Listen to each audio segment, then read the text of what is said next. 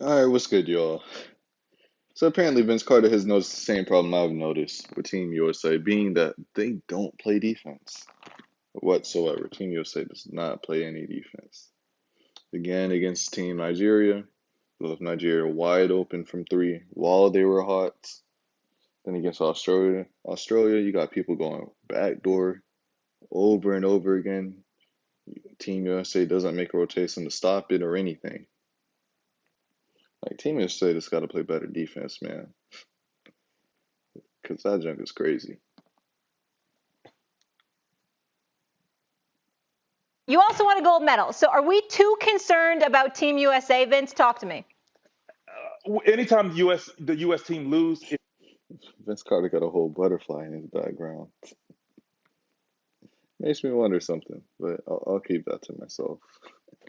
it's of Mm-hmm. concern, no doubt. But I think the conversation in the locker room, I hear people talking about the roster. Well, the roster is what it is. We can't do anything about that. So how do you fix it? Well, I think on the defensive side, first and foremost, on ball defending and the 3-point line, guarding the 3-point line.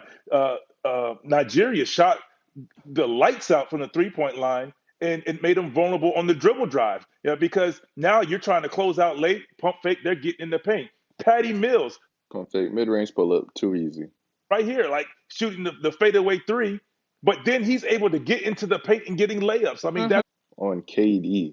On K Man, I saw Patty Mills go to the basket. He's on the left wing. Dude drove right, bumped him, bumped KD. KD couldn't jump as high as he could to block him. Patty Mills finished right over KD. This man caught the ball in the wing with two dribbles. Hey, and laid the ball up. Man, some people talking about KD don't need to get in the weight room, man. He getting pushed around like Patty Mills. Patty Mills like 6 foot, man. you don't see him doing that in the NBA game. So that is the thing. Look at that. Just on a Kevin Durant type guy. That's I mean, Patty Mills plays on. Oh, and look at that. You mentioned that was on Kevin Durant. Exactly. Anyways, Patty Mills plays on the Spurs, so you're not gonna see him doing that too often. Spurs playing selfish basketball, always moving the ball around. just things you cannot allow in this game because okay, you're going to see Jokic, you may see Gasol, a few other bigs, Gobert, not really a offensive threat like that. When I'm talking No, no, no. Say it with your chest. Gobert is not an offensive threat. I'm sorry. He's not an offensive threat. Say it with your chest, Vince Carter. Don't. It's okay if you offend Gobert. That's how he'll get better. Okay? Only way he'll get better is by you critiquing him or someone critiquing him. Can't tell everyone what they want to hear all the time. about as far as having size, they have enough. And they have enough scoring, but you still have to guard the ball to keep them out of the paint because and I think establishing roles when we need scoring, here's who we have: Kevin Durant, Damian Lillard, Bradley Beal, and of course Booker, and maybe you can put Middleton when they get there. Those are our guys. That's crazy. He said Kevin Durant, Bradley Beal, Booker, Dame Lillard, and you still got Jason Tatum, Zach LaVine. Come on, that is stacked. Everyone's a scorer. They don't even have a point guard. Everybody else kind of falls in line after that. I think that is the concern of understanding what's what. And in the I agree. Understanding what roles players have. last thing I'm going to add is the schedule. These guys are not trying to get their legs back. Maybe took it for granted. Oh, this is Mm-hmm. just an exhibition, kind of like preseason. You go through the motions. Oh, blah blah blah blah. Well, it's a little different when you're losing in the exhibition game. Talking about the Olympics because it's a lot on the line representing your country more so than playing a preseason game going into an 82 game season. Man, they don't care. The NBA players don't care, bro. They're like, man, look at everyone in the past. They finna steamroll everybody. Psych. Not what they expected. When you play team ball with the same team for years and years, it doesn't matter. Well, I'm not gonna say it doesn't matter, but when you go up against a superstar team, a team that's all the stars in the world, and they haven't been playing together though. That team that's been playing together over years and years, they have a good chance of winning. I think we are appropriately concerned about this team, Vince. Look, when we send, and Pop and Bradley Beal were talking about this at the press conference. Mm-hmm. When we send a team like this, first of all, this is not our very best team. Our best roster would be Steph, Harden, Kawhi, if everyone was healthy. Steph, Harden, Kawhi, LeBron, KD. And our Undefeated. sixth man would probably be AD. And our seventh man would be Damian Lillard, right? So what we have. Yeah, Walmart stuff. I'm kidding. I'm kidding. I'm kidding. I gotta say that to trigger the Damian Lillard fanboys. I got to, man. Walmart stuff.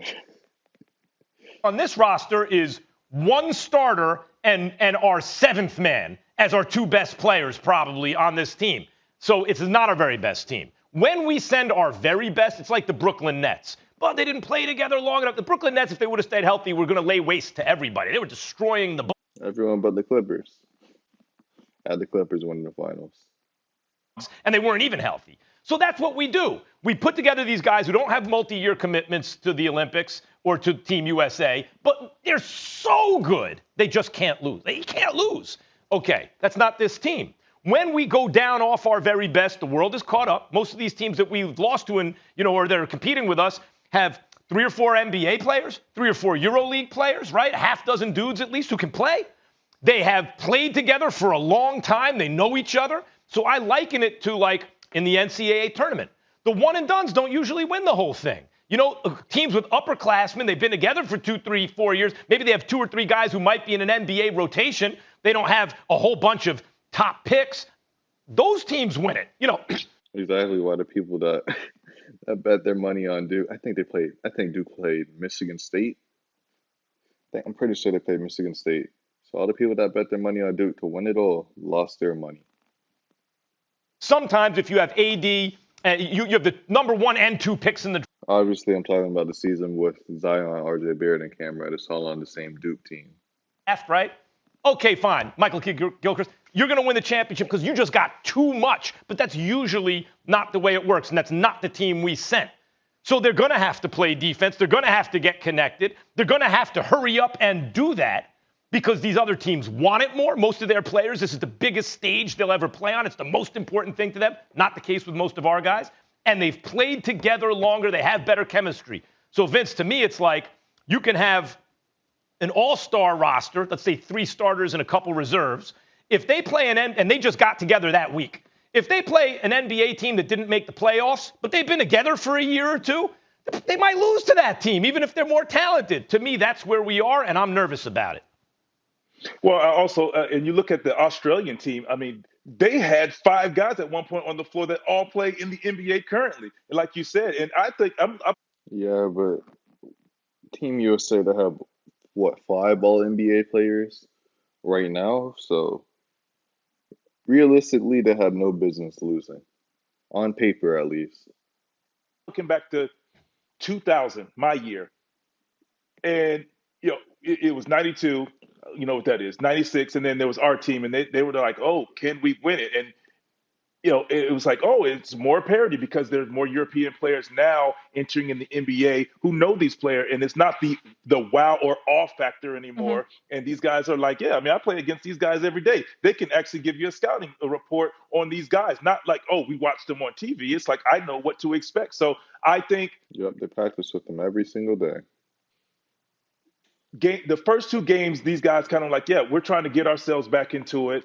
Some of them may be tired. I mean, just imagine what Booker, Holiday, and Middleton are going to feel like when they get back, just tired. So I think that they need to get their legs under them. That's something Pop talked about, and just understand. No, we need to go and dominate like we're supposed to. I think they're good enough. They have enough scoring, and the biggest adjustment I think Pop made was putting a scoring starting 5 in there instead of defensively, because you can switch everything. They're going to switch regardless, but they needed scoring. They needed scoring, particularly if you don't have. Yeah, but if everyone's a scorer, who's gonna pass the ball? I mean, you got to give the ball to the scorer, right? Unless it's just KD. Anyone can give the ball to KD and he'll get a bucket. The shots like people like Zach LaVine and Jason Tatum take are just bad. It's forcing up contested shots, and I don't see why.